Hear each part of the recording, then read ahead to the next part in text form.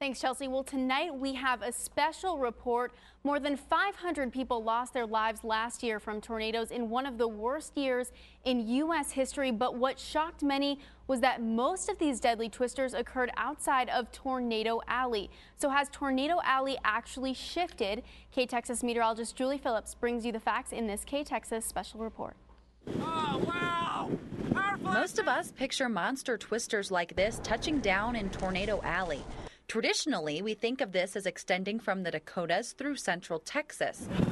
Just look at it. But last year's super outbreak in the southeast has led many to question if the distribution of tornadoes is changing. Tornado warning just south of Arlington. We met with Dr. Steve Lyons, meteorologist in charge at the National Weather Service office in San Angelo, and he says no. We oftentimes see some shifts in the frequency of tornado occurrence from one year to the next, from tornado back to Dixie Alley and back and forth.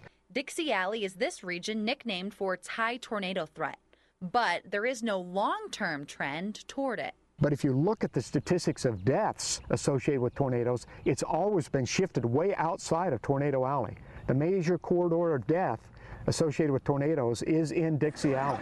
No, we're all right, we're all right. The greater death tolls have meant greater media coverage of twisters there, which explains the heightened awareness recently. The shocking amount of deaths is due to the growing population, reduced visibility from trees, and significantly more mobile homes compared to the Tornado Alley region. I've got law enforcement en route directly behind the store. What's also key to remember in all of this is there's no set definition for Tornado Alley. It's simply a vague term. I would include the Dixie Alley, Tornado Alley, and everywhere in between as Tornado Alley, the way I look at it. You see this tornado off in the distance? Basically, everybody east of the Rockies is at risk. Now, guys, let's go! So what about us right here in the big country? Well, we haven't been hit hard in a while, but we're definitely still in Tornado Alley, just not the heart of it. The big country is located at the southern end of what is typically considered Tornado Alley. And as you move south, fronts usually become less intense, which is why our risk is lower, but still a definite concern. Well, you worry about it because it's like putting on your seatbelt every time you go to drive your car. You don't put it on expecting to be in an accident. You put it on because in case you're in an accident, your life may be saved. Devastating tornadoes like those rated EF4s and EF5s are possible around here.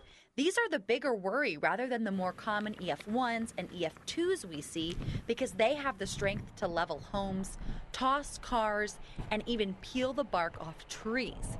There has been one EF5 tornado in documented history in our area that hit Brownwood in 1976. Abilene, you've been lucky. In San Angelo, we've been very fortunate. Let's hope we're always that way, but sooner or later, we're going to get that one big tornado that's coming right downtown, right into the populated area, and we just hope people are ready and heed the warning when it occurs. As we head into May, remember, we're just now